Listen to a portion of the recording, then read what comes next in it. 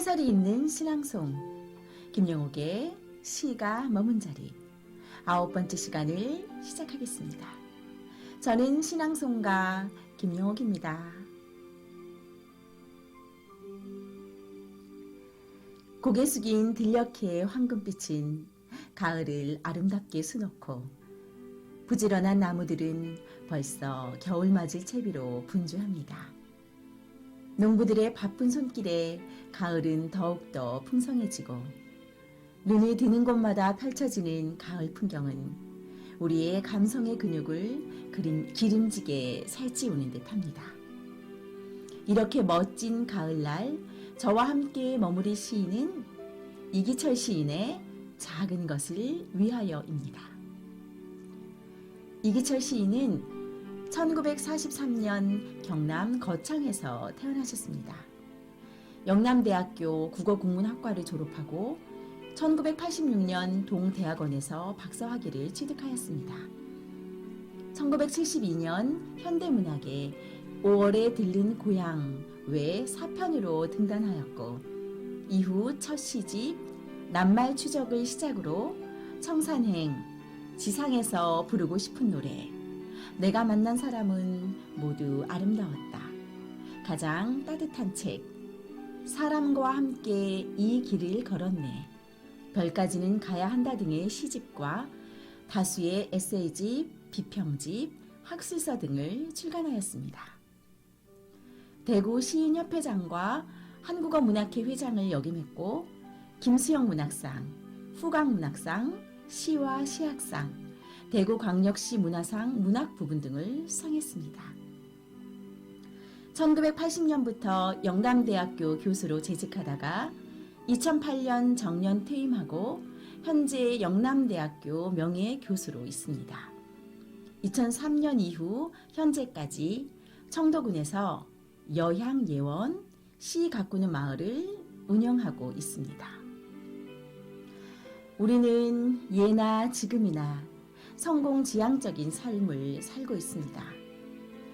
행복의 기준이 얼마나 많은 것을 가졌는가, 얼마나 큰 것을 가졌는가를 재고 있는 이 시대에 작은 것을 위하여라는 이기철 시인의 시 제목이 눈에 들어온 것은 우연은 아니라는 생각이 듭니다.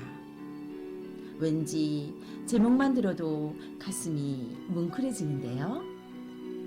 작은 것을 위하여 함께 감상해 보겠습니다.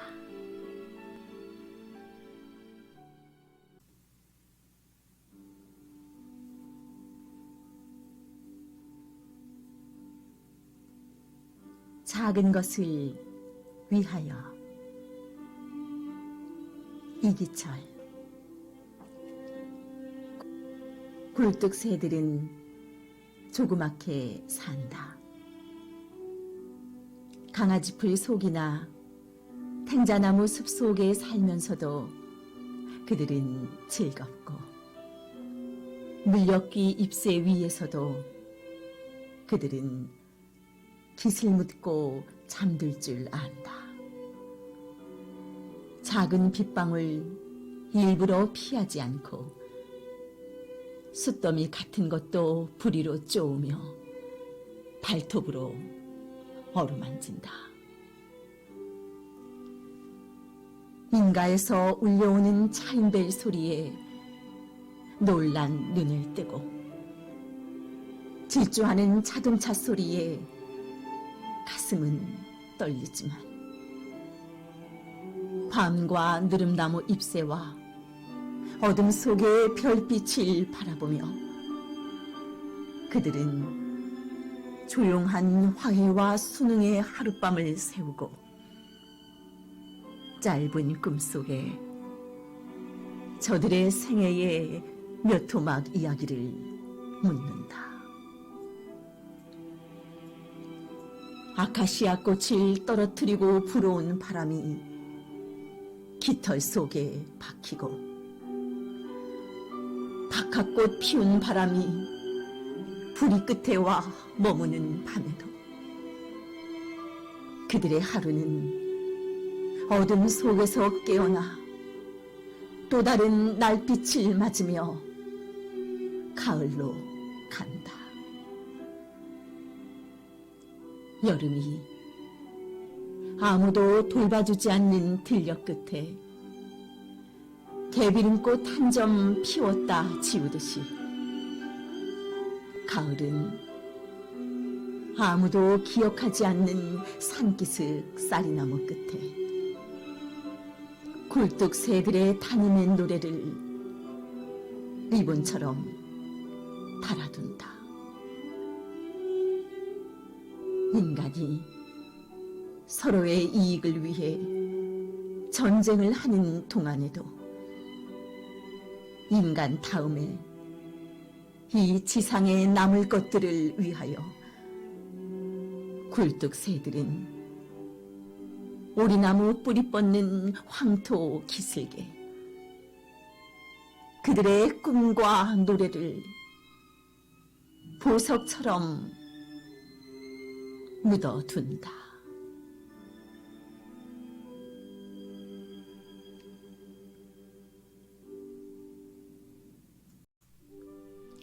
네, 이 시에서 이기철 시인은 작은 것의 대표 선수로 굴뚝새를 선택하셨습니다. 여러분께 살짝 고백하자면 오늘 소개할 시는 사실 이기철 시인의 다른 시였습니다.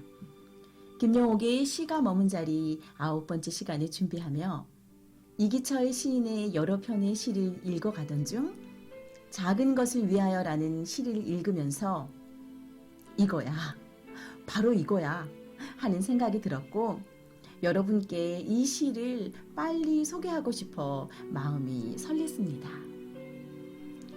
굴뚝새는 세상에서 가장 작은 새는 아닙니다.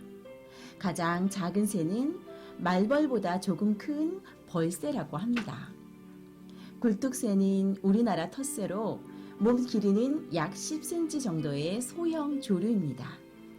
작고 동그란 귀여운 외모를 가지고 있는데 굴뚝에서 놀다 나온 것 같은 빛깔을 가지고 있어서 그렇게 불린다고 합니다. 굉장히 지혜롭고 훌륭한 새라서 새들의 왕이라고 묘사되며 전래동화에 자주 등장한다고 합니다. 시 속에 등장하는 단어로 보면 굴뚝새는 여러 다양한 곳에서 살아가는 것으로 보입니다. 강아지 풀속이나 탱자나무 숲속, 물엿기 잎새 위, 시골 인가 근처나 도심의 문명 속에서 위태해 보이는 삶을 살고 있지만 그러나 즐겁게 평안하게 당당하게 삶에 맞서며 살아가는 굴뚝새.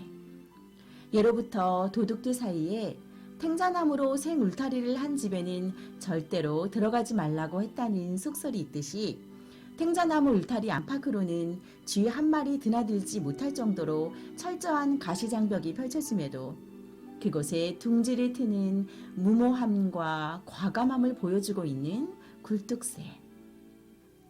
그런 환경 속에서도 별빛을 바라보며 꿈을 키우고 시련이 찾아와 머무는 밤에도 그들은 어둠 속에서 희망을 노래할 줄 아는 이 세상의 작은 것의 대표 선수입니다.